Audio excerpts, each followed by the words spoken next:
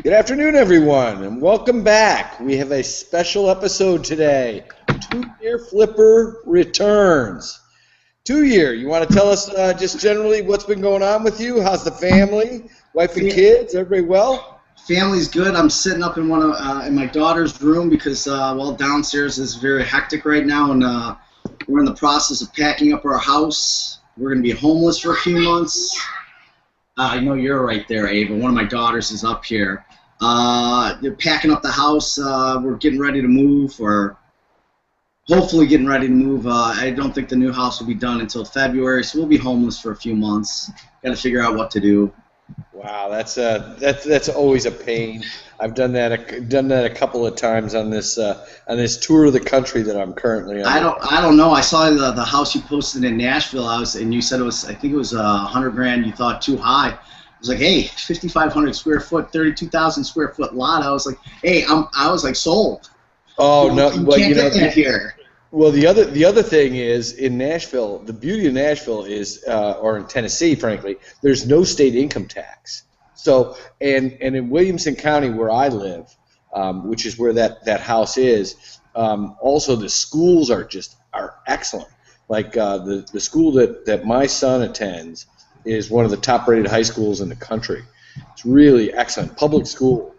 So you don't pay any extra for it. That's why we left. My kids all go to a private school right now, or the kids who are in school all go to private school, except with the exception of one is in public school, and we wanted to keep them all together. Absolutely, makes a whole lot of sense. But here in Tennessee, this place wasn't built up, and when all the builders ran out of space in Atlanta and Charlotte, they all came to Tennessee, to Nashville, because there was abundant land. Yeah, my wife had family in Charlotte, and we actually contemplated moving down there at one point. I could live in Nashville before Charlotte. Charlotte, I wasn't a fan of. I have to tell you, I knew nothing. I had traveled a lot for business in past years, but I had never been to Nashville. And I have to tell you, I've been here now, just coming up on 4 years. And it is transformed so much. It's a beautiful area. I really like it. A little bit of mix of seasons, but not too much, mostly warm. So. You said it's 95 degrees there. My kids would kill for that right now. They'd be out in a swimming pool. Not sure I would. I'd probably have to have a swimming pool in my house if it's already 95 in May. Well, I tell you, I've had a second air conditioner. I'm just a renter down here because I don't believe in the real estate market. But the landlord has now had to replace yet a second air conditioning unit, and this house is only about 7 years old. Not good. You know what? If I didn't have kids and stuff, yeah, I'd rent. I'd still be in the city. I miss it, but at 6 kids private school in the city, yeah, I don't think so. I can't flip that many contracts. No, that's brutal. Well, it was an interesting day in the bond markets today. What'd you think? It was, I think what you're seeing, God, the last time I was on, we're actually in the 2 year, we're about the same level from the last time I was on. I think the last time I was on was was it right around the end of the last roll probably? Yes, it was. The 2 year, so the 2 year is actually right back at, well, we're a little higher, we're a few ticks higher than we were then. I believe the contract high was 0.1 coming into today. And what did we get out to? 2.7 today. It wasn't a good trade. Overall, the 30-year has this move right. Overall, the players in the 30-year, the big institutions and desks, they're long. They have this move. Whereas the 5-year, no, not so much. The 5-year is still massive shorts. They started adding on. I want to say, I don't know if it was the March unemployment that we broke on. There was some event right before the March unemployment, I want to say, that we plummeted. Like, we went from like 28 in the 2 years down to 20 in like 2 days, like a blink of an eye. And, the 5-year was just building up open interest like you wouldn't believe. They added on 200,000 contracts, and I still haven't seen those contracts really get out now. Where the open interest is right now in the 2 year, in the 5-year, actually across the curve, open interest compared to the last roll, the March roll, the June roll, whatever you want to call it, the one in February for the June contract when we rolled into June. We are across the board 20% higher in every market. Wow. You know, the 2 years definitely. I think the last roll, the 2 years was about 950 heading into roll week, which makes for a pretty good roll. But I mean, we're sitting at about 1.125 right now, maybe a little shy. Give it another week, I would expect we start roll week at about 1.2. I think the 5 years are pressing 2.15 maybe. They were probably only at 1.8 last roll. The 10 years 2.7 this morning. And I mean, they're adding 40, 50,000 contracts a day. The 10 years has it's just sick size coming through there. It's the one part of the curve I'm still confused on is what the 10 years are. I don't really know. I don't trade the 10 years at all. So I can't give you a great gauge on it. And I actually think it was the March unemployment that they put a false print out there on the open interest sheets. They said we lost 200,000 in open interest. And I was confused. I'm like, well, that's a significant move. Hi, Alexa. I'm using your table. I'm using your room, but Daddy's talking on camera right now. So they had a bad print. I can hear through these, but can I talk for 1 minute? You can watch for a second. That 200,000 print really threw me off because I didn't catch it till about a week and a half later that there was a 200,000 misprint. They said they lost 200,000 on the open interest on that day on unemployment, which was unheard of on a non-roll day to lose that much open interest. And I didn't catch it for 2 weeks, so that really threw off my, where I am on the 10 years. Yeah, I'm really confused on the 10 years on where they are open interest wise. How long did it take them to correct that? You know what? A few guys pointed out on Twitter that it was corrected on Monday or Tuesday, but like I said, I don't trade the 10 years, so I really wasn't paying attention to the numbers.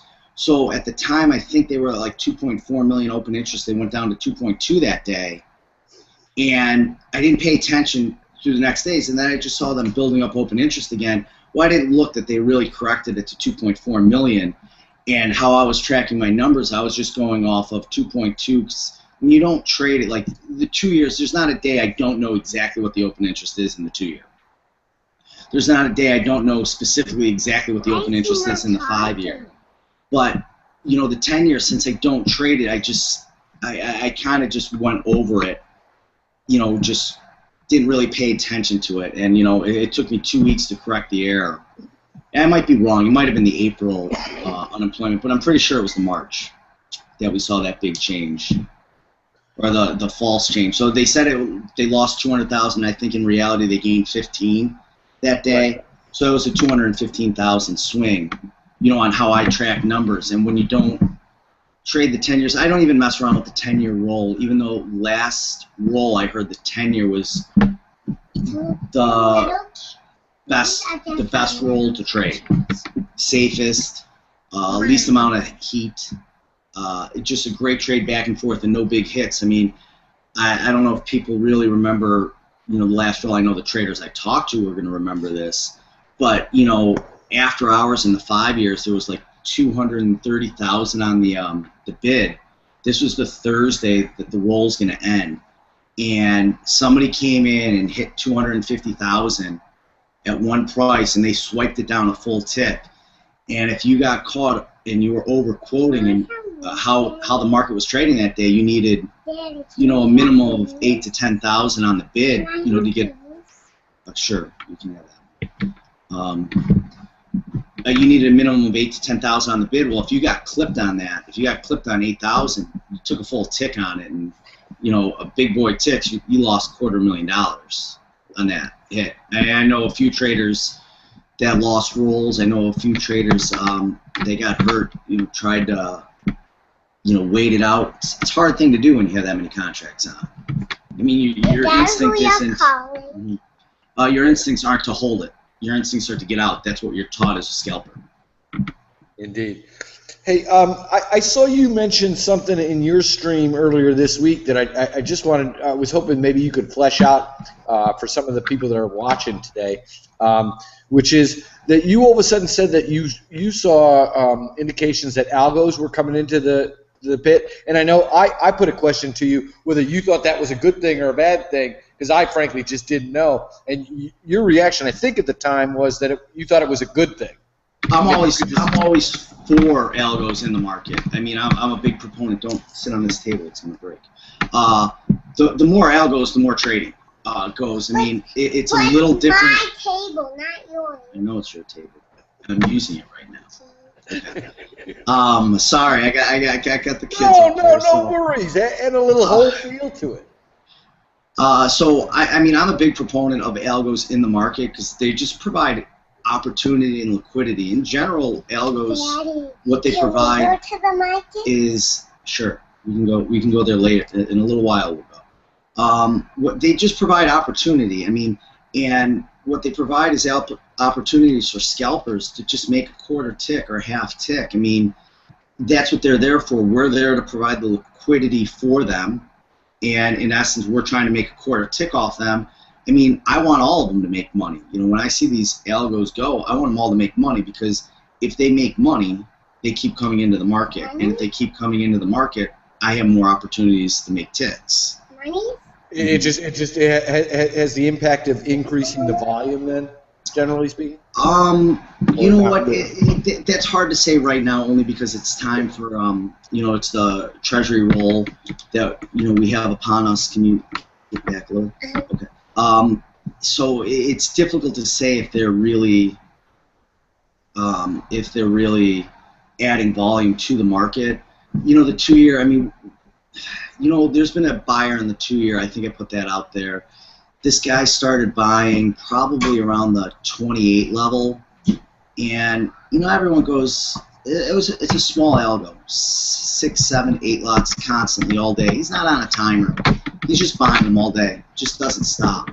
And you know, everyone's like, well, who cares if 6, 7 lot goes all day? Well, yeah, I do care if it goes all day, because if he's executing it 4 or 5 times a minute and he's buying 40 a minute or 30 a minute, you go, hey, times 60 minutes times 7 hours. All of a sudden, you know, this guy added 6,000, 7,000 contracts in open interest, and he did that for 5, 6 days in a row. That's a size player coming in, and that's how they're electing to do the trade. So the algo, I think I discussed, there's an oldie out there that came back into the market, and for the traders that watched the 2 years, you know, a lot of quotes haven't been making sense to me. Like, I'll watch, and the other day there was 28,000 on the offer in the 2-year. And based on everything I was seeing, like, this just isn't right. I didn't disagree with the offer. I disagreed with the 28,000 on the offer. I thought it should have been like maybe 4,000, if that. You know, even less, maybe 2. And we're trying to figure it out, and why this algo is there. Well, all of a sudden, when somebody takes it bid, you watch a 3,000 lot trade into 25,000, and it's bid by 2,000. And you're like, well, that's interesting. What happened to the other stuff? Well, one player's out there flipping it, and he's the size on the offer, and he's trying to catch traders offsides, traders doing things that they shouldn't be doing, and he's trying to, you know, really catch us bad. I don't need that. Can you just leave it there? Okay. Okay, we'll put it right here. Leave it right there. Is that a big local play-in, or is that? Oh, I'm sure it is. I mean, there's some really big players out there that, you know, throw around some massive size. And like I said, I talked to when I was doing the show with Lefty. You know, I know a trader that he comes in 4 times a year and he does 15,000, 20,000 lots. That's his objective. And he's good. I mean, you know, last year he was 3 out of 4, 1 scratch, 3 winners. And hey, you know, you do 15,000 ticks in, you know, 1 trade. Hey, that's 7,500 big boy ticks. So, you know, you guys can do the math. You know, he's looking just short of, you know, 240,000 or so. 8,000 ticks is 200. Is a guy like that playing? Is he playing a little bit of a longer term move? I mean, no, he's scalping. He's scalping for 1 tick. Wow. And he was 3 out of 4. I mean, he clean 3 out of 4. Like, I mean, he hit him one day, and the only reason the one day didn't work, I think it was just executed at a bad time. I think he got a partial on it, and there was just no follow through. He didn't catch enough people. Whereas, usually when the 15,000 lot goes through the book, you got to catch somebody on. You want to catch a local with like 4,000 or 5,000 that he doesn't really need, and then that guy, what the program will do is he'll sell like immediately 1,000 into the next tick. So now that's going to make people panic, especially if there's only like 12,000, 13,000 on the bid. And the guy who's caught short 4,000, well, once traders watch him dump, everyone's going to dump. Right. And then he'll come in and scoop him up, and he does a good job. He's 3 out of 4. I haven't seen him. Are you looking at him? I am. I haven't really seen him play. I only know he played 1 time this year. But like I said, there's 2 algos out there. This guy's been out there. The flipper, where he's putting size out there. This is an oldie. He's been out there before. But the other algo is designed specifically to hurt traders. It is an algo to hurt traders. And it's to hurt the. No, you can't have to, because then I can't hear. It's designed to hurt the bigger traders, to really catch them and catch them hard. And he has not been successful yet. But he'll get it. Actually, no, you know what? I take that back. He was successful last Thursday. He did it. He got us all good. And a few of the traders, they waited it out. Is that you? Yes. They waited it out, and I think I put out there on Twitter. I actually got caught with a decent amount on, and I had 3 to 4 seconds to get out of the trade, and I said I traded money that day. I saw the amount I had on, and I was figuring, bonanza. Like they just don't pay this kind of money on, just a regular day where I can flip this many contracts. And I broke a rule. I absolutely traded money. I saw what my P&L was going to be. I traded money. I waited the 3 seconds rather than really evaluate the trade, knowing that I should have scratched, because they don't let me turn that many. I know how many I can't turn at certain points. And I knew what I had on that time, non-roll. I could not turn. I couldn't flip them. And I elected to hold it. And, that 3-4 seconds, it cost me, because, I got caught off guard by having a little too much size on. And I got caught, and, I did what I should have done. I took the quarter tick loss on a decent amount of them, because I didn't want to turn a one-day, the mistake is the mistake. A trader told me one time, don't turn a one-day mistake into a 1 week, 2 week, a month mistake, because you were stubborn. Just get out. And, I happened to get out that day. I got out, I licked my, I took a hit. It was 9:30 in the morning. I was actually going to leave, just take my, take my hit for the day and just say, hey, I'm done. That's okay. It happens. I can recover from that one-day hit. And you know what? I stayed and I stuck around for the rest of the day, and I ended up having a phenomenal day. I got it all back, minus I think I finished down 4 2-year ticks, not including commissions. But it was good. I took a 30-minute break after that. But I was impressed how I reacted after the trade. He caught me. I got out at the quarter tick. And then, so I didn't break that rule. I was mad at the initial, breaking the initial rule. Like, you have rules, and it's hard to, it's very difficult to abide by your rules all the time. We all make mistakes. But, that one was a costly mistake for me. Now, I just had a question that I saw a lot of, a bunch of people that toy with bonds but aren't bond pros by any stretch of the imagination. They have all, and I've heard this a lot last week and also now again this week, about supply issues with bonds. And then actually one very smart guy, and I just want to throw this on your plate before you go. The other one was somebody else opined that perhaps there was geopolitical risk being priced in. Any thoughts? Yeah, you know, I mean, honestly, I'm not the best guy to ask for that. I look at open interest and everything a little different than everyone. Like, I could care less what's going on in the world. You know, what's going on geopolitically. It really makes no difference to me, is because I am literally like a second to two. I mean, ideally, I want to trade 1 second. I mean, but we trade the 2 years, and for those of you who follow it, you know it's not a 1 to 2 second trade unless it's, you know, unemployment. It's not a 1 to 2 second trade. But, you know, I try to block all that stuff out. You know, I'm aware of, you know, I've said this a lot with Lefty, you know, I'm aware of when numbers come out. And other than NFP, I really don't care what any of them do.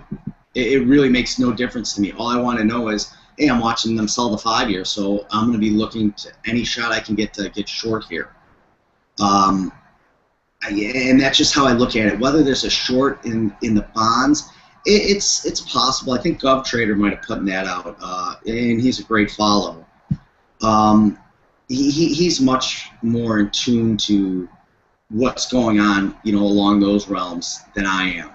But, you know, I follow my open interest, how I keep track of open interest.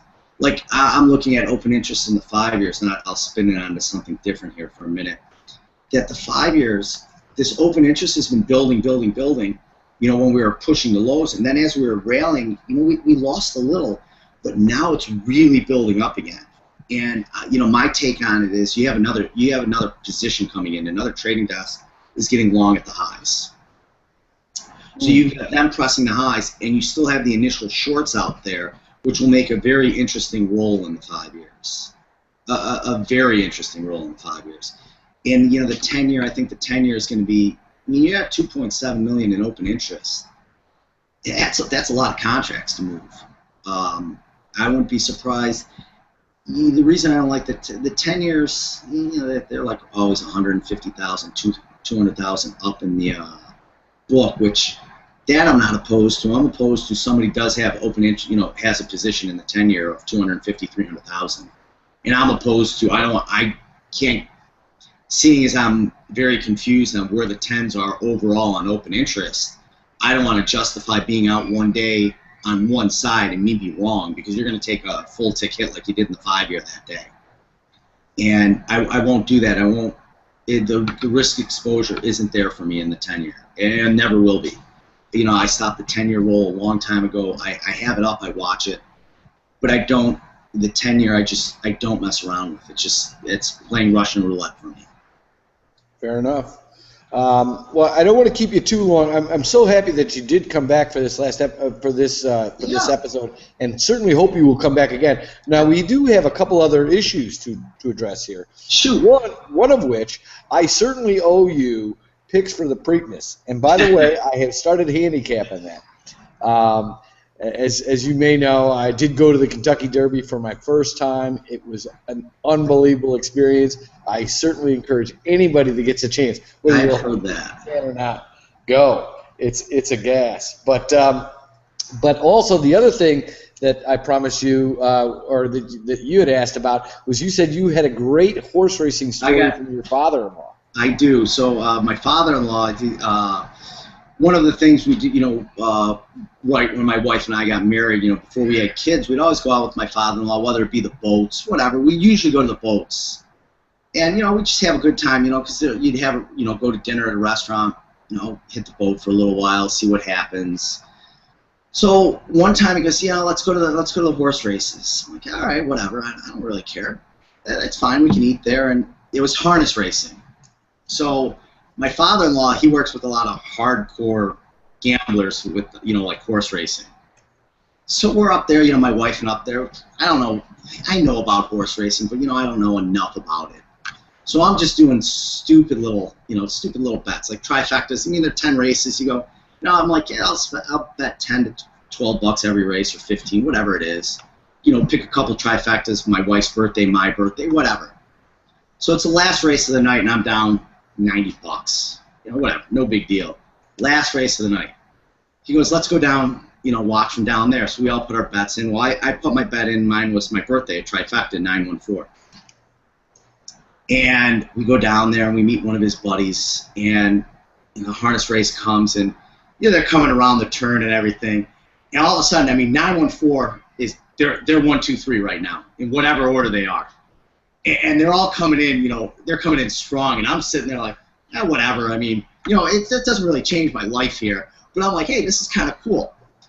So it ends up being a photo finish on this $2 trifecta. And 2 of the guys that work with my father-in-law are giving me the worst evil eye you can ever imagine. Here these guys are hardcore gamblers, at horse racing, and I'm sitting there on a $2 trifecta, 914s that are all underdogs. And, all of a sudden, the guy looks at the ticket, he's like, if this comes in, it's going to pay like $1,800. And I'm like, really? Yeah, I had no idea. And my father-in-law's hitting me, he's like, how the hell didn't you box it? And I'm like, what do you mean box it? I go, I know what box is, but, I was just kind of, come on, this is fun. I'm like, it's just a fun bet. I didn't want to throw $6 away when 2, I was already getting my, I was already getting killed. So it ends up being a photo finish. And, I mean, the guy who works with my father-in-law, I mean, good friend of his, I mean, honest to God, I thought he was going to kill me. Like, I was like, come on, this is all luck. Well, it ended up being a photo finish, and lo and behold, 914 came in. The trifecta hit, and it paid out like $1,800. Wow. And, I was like, one, what are the odds of that? 2, I felt like the biggest, dick to the guy who was, the big gamblers there. They're like, this guy comes in, he's here for, the first one he goes to, he hits a trifecta. And by the way, I think I played every Derby trifecta, 914. Like, I just do the big races.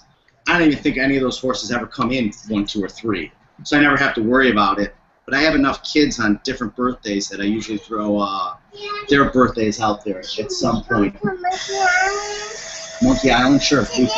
Not today. We're not going to go to Monkey Island today, but we can't go to Monkey Island. Just not today.